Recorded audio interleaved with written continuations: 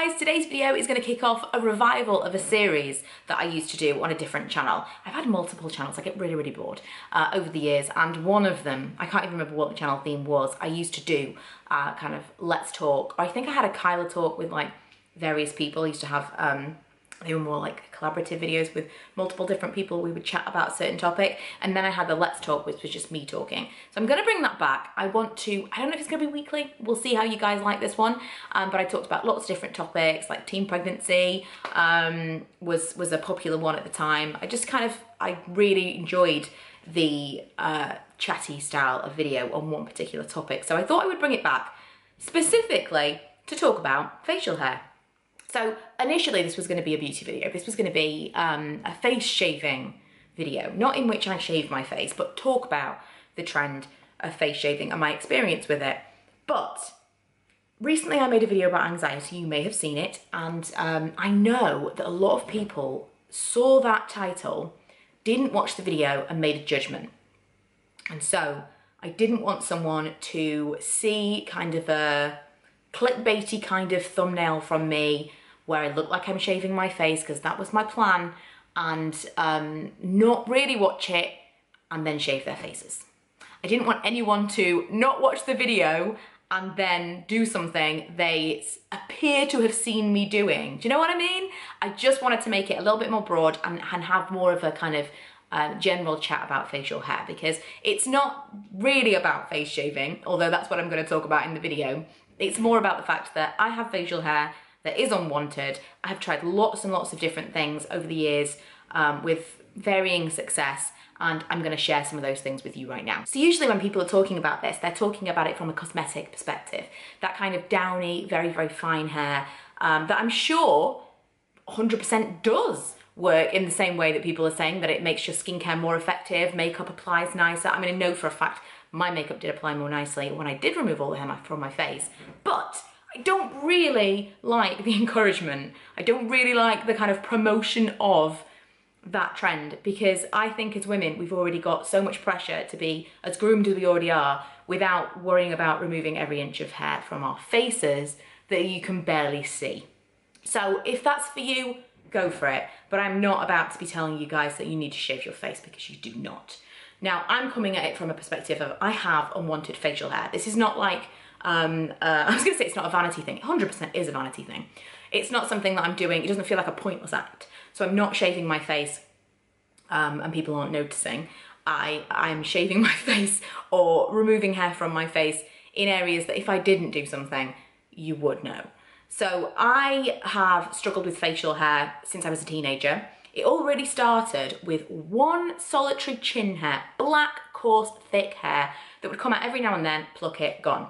I would always have a little mark where that hair was. My skin is prone to scarring, and so I'll have a lot of acne scarring and stuff like that anyway. Once I've had some breakouts, the scar will be there for quite a long time. And so with this one area, I did find that it was forever there. So even when the hair wasn't there, I knew where it would be coming back out again. I think as a kid, I did occasionally just put a razor over it and quickly shave it because I couldn't be bothered to find some tweezers. And it was never something that like caused me any kind of grief doing that. It was never something that like had any adverse reaction. But obviously in the same way of shaving your eyebrows, you immediately get a stubble. And so you can't, you know, it's better to pluck it. Everybody knows this is easier, but it is in the long run better to pluck. So that is what I continued to do for a really long time. Occasionally I'd get a couple of hairs on my top lip that I felt like I needed to get rid of. And then over the years, I got more and more chin hairs, where now I'm in my 30s, there's probably 30 actually. I've probably gained one for every year of my life. There's a lot. And so over those years of gaining all these extra hairs on my chin, I have tried a lot of different things. I think probably most effective is threading. I can't do that myself. I know there are techniques and there are machines and stuff, but I just can't. Epilating I've tried, which is basically the same kind of thing. Both of those are very effective. Painful, but effective. And if I could be bothered, I probably would be threaded on my top lip and my chin on a regular basis. The problem I have with the chin hairs is they are very stubborn, and so sometimes they don't come out. Wax will not touch them, they just will not grab. And so that is kind of the issue that I have, is that even when I'm threaded, sometimes there are some that they just cannot get.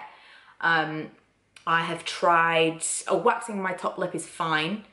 That is kind of no problem at all. But I have tried hair removal cream. I do find that that gives me a little bit of a rash. I tend to come out in a rash after a lot of different hair removal techniques, to be fair. But that's not something that I really want to use on my face. What else is there? Probably they're the things that I've tried most of all, and then obviously just plucking. I have considered laser. The thing that put me off in the past was that you have to shave your face. Now I'm kind of prepared to do that. I would consider it again, but I think moving forward, electrolysis is going to be the next thing that I try. Having spoken to a few professionals, I think that's going to be the thing for me. So that's where I'm at right now. That's what I've tried, that's what I'm thinking of trying, but I want to talk more about the whole shaving thing. So in order to be able to give you a little bit of an idea of what it is like, I decided to do all of my face kind of here down. So I didn't do my forehead, didn't do around my nose or anything. It wasn't really a dermaplaning thing I was doing. It was just a hair removal thing. So all up here, not a bother. Apart from the fact that I do actually have hair there. I was once at an event and someone was like, no, not possible. And I had like 4 iPhone torches on my face and several people were like, oh wow, yeah, you do have hair under your eyes. You know, like in like Western movies, those real rugged guys where they have like really big mutton chops and like they have hair under that. This is what I'm living with. I think I'm an abnormally hairy person. So I shaved kind of all here around my jaw, top lip and my chin. Something about my top lip that's really weird is no matter what hair removal technique I use, it is numb afterwards. It's the weirdest thing. So whether I wax, not plucking because that's just occasional hairs, but if anything where it removes every single bit of hair, I have a numbness. And even when I shaved my top lip, it felt numb. That blew my mind because I could kind of understand the waxing and the threading. It's kind of a trauma. But the shaving made no sense to me whatsoever. So just in case that's a thing that you experience as well, you are not alone. I don't get it, but I do have a theory. When I remove my nail polish, my nails are sore. And I thought that this was because of the acetone nail polish remover until one of them pinged off, no nail polish remover involved. And within a couple of hours, it was sore. The rest of my nails were fine. That one was sore. And I looked it up. And apparently, if you wear nail polish all the time, your nails aren't actually used to the air, like the contact with the air, and they're really sensitive. And that's what makes them sore. What if I actually have so much hair on my top lip that it's not used to like feeling the air against my skin? I'm not saying it is, I'm just saying that that makes sense to me. It's horrifying. So that's a thing. When all of the hair around here grew back, it grew back very, again, downy and fine, not a problem. Probably took 3 weeks for it to grow back in its entirety. So if all of the hair on your face is like that, and you find that a makeup applies more nicely when you shave your face, I kind of get it. I get why people are really into it, but not all the hair on my face is like that, so I'm not prepared to do that all of the time. Again, on my top lip, it grew back a little bit more quickly, and it was slightly stubbly to touch, but most of it's blonde and fine. It was just the odd black hair, but then I could pluck them, it wasn't a big deal. So again, those 2 things I would potentially do again, just for kind of how my makeup applied, but it's not something that I'm prepared to do all of the time because again, I feel like my grooming routine is already taking up enough of my time. On my chin, this is the one that I was most interested in for myself. I have actually kept that up. And so I have probably, this was like 3 months ago. One thing that was putting me off making this video was I've talked a lot about recently,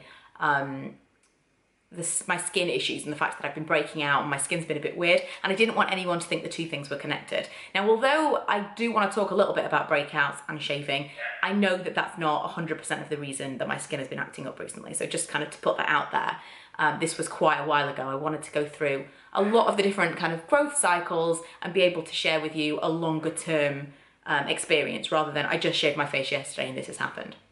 So yeah, that's something to note.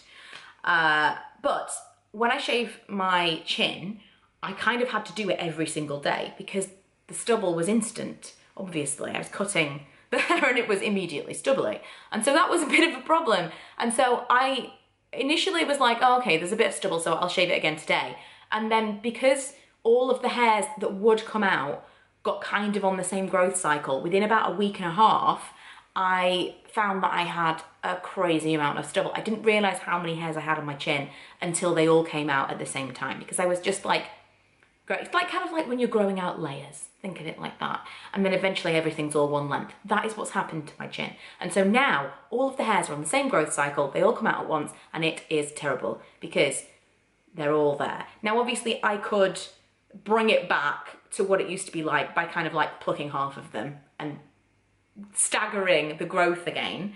It's not something that you can't undo, but it's definitely something that's worth noting if you feel like you have a lot of hair, because it's going to become it's basically going to become like a 5 o'clock shadow if you don't keep it up. What I did find, after probably 2 weeks, I let my beard grow. I let my beard grow out for a couple of days till it was long enough. It really didn't take very long, till it was long enough to pluck, and it was still pretty short. And then I was able to pluck every single hair. Some of them were like plucked way from the root, like they bled. Plucked every single hair, and then I was hairless on my chin for 2 weeks. That is something I've never been able to do before because, like I say, wax won't do it. They were all on different cycles, and so that was a big plus. If I had a big event, if I had a holiday, if it was a wedding situation, and I just wanted to make sure that I would have no hair whatsoever, I probably would do the same thing. You didn't have to pluck, you could get, you know, whatchamacallit, the thing we were just talking about, if only you were here to answer these questions. Threaded, you could get threaded, same difference. But I did kind of get everything on the same cycle, so I got rid of everything. You know, in the same way that you can't just go for a bikini wax. You know, like you can't shave your bikini line and then the next week go for a bikini wax. You have to wait for it all to get on the same cycle, and so that it can actually last. Otherwise, the next week it would grow back patchy. It's the same kind of thing. And so that was actually a big plus for me, and it's something that would make me want to do it again in the future. Also, immediately after shaving, I was like absolutely in love with how smooth and soft my skin was, because I've never had completely hairless skin. Like, I have hairs down here, ones that I didn't even know about. It's crazy. That has been my experience so far. It definitely has changed the texture of my skin, and so I do feel like I've got a couple of bits of cystic acne down here, some bumps underneath the surface that aren't going to come out necessarily, but I think that has been caused by shaving my face. My skin is kind of tougher, I want to say. It's not as smooth and, you know, nice as it used to be. You'd think that because I'm exfoliating my face quite regularly by shaving it, it would be, but no, I think it's kind of armoring itself and protecting itself, so becoming tougher. In the same way that, you know, a man who shaves his face all the time, his skin will feel different than yours will. As a woman, assuming you're a woman watching this, or as a man who doesn't shave, your skin will just feel more supple and softer if you don't do that. So that's another thing to know, that my skin, the condition of my skin definitely changed whilst I was doing it. It's not something that I want to do permanently, but it's definitely something that has made it easier to keep a handle on my facial hair situation. Now it's become so much. So if you are struggling with facial hair, don't think nobody else has this problem. I know some people talk a little bit about it, but don't think that you are alone in actually having enough facial hair, unwanted facial hair, that you want to get rid of it. Similarly, if you have facial hair and you don't want to get rid of it, don't get rid of it. Oh my goodness, bane of my life is this. Like, this is so annoying. It feels like a full-time job just to keep on top of it. And the money I have spent, the things I have tried are insane. So if you feel like totally super confident about it, you just don't care, great, all power to you. I wish that I felt like that. Unfortunately, I do not, and so this is, you know, these are the lengths that I go to. But I just wanted to share the things that I have tried, things that I'm thinking of trying, and specifically my shaving experience, because I think I can kind of come from the two different perspectives of the downy hair and that kind of stubbly hair. If you've got the coarse hair, this is what you're expecting. If you've just got the kind of regular fine downy hair, then great for you. Number one, you probably don't need to do this. Number two, if you do, it'll probably just make everything nicer, but don't feel like you have to, because this is kind of like one of those crazy trends that'll probably go away. But yeah, so that is where we are. I hope this has been useful for those of you that were maybe thinking of trying this. Maybe it's put some of you off, or for those of you that have got facial hair and you're just like, what do I do about this? There are so many different methods to use. More than anything, I would absolutely love for you guys to talk in the comments and share your experiences, because for me, more than anything else, I'd love to know what's worked for you, and you know, what hasn't. Let's just kind of talk about it and share the information, so we're not holding on to real gems of wisdom that we could just, you know, make someone else's life really, really easy by sharing that information. Do you know what I mean? Like, if we just talked about it more, it would be less taboo. We would know the best ways to deal with this, and we wouldn't feel like we were struggling alone. And I mean, I know, especially with bikini waxing, I have tried thousands of different kinds of wax. Not one person that I know has ever told me anything about waxing. And I've tried a million different kinds of bikini hair removal, and I found ones that really work and they're like are so much better than others. Why aren't we talking about that? Because that would be like a public service. So that's how I feel about that. But if you want to share your stories and your experiences, I would love that in the comments. And if there's any particular topic you would like me to talk about in the future, I can do that. If you would like me to talk more about this and maybe other things that I'm going to try in the future, I think I may bring out the IPL device. Now I'm shaving my face and it would work. We could do a little video about that. Let me know. But hopefully, regardless, this has been useful for someone out there watching it. I know it's been a ramble. And yeah, I'm just hoping we can kind of share some stuff in the comments as well. So I will see you guys next time with a non-hair removal related video.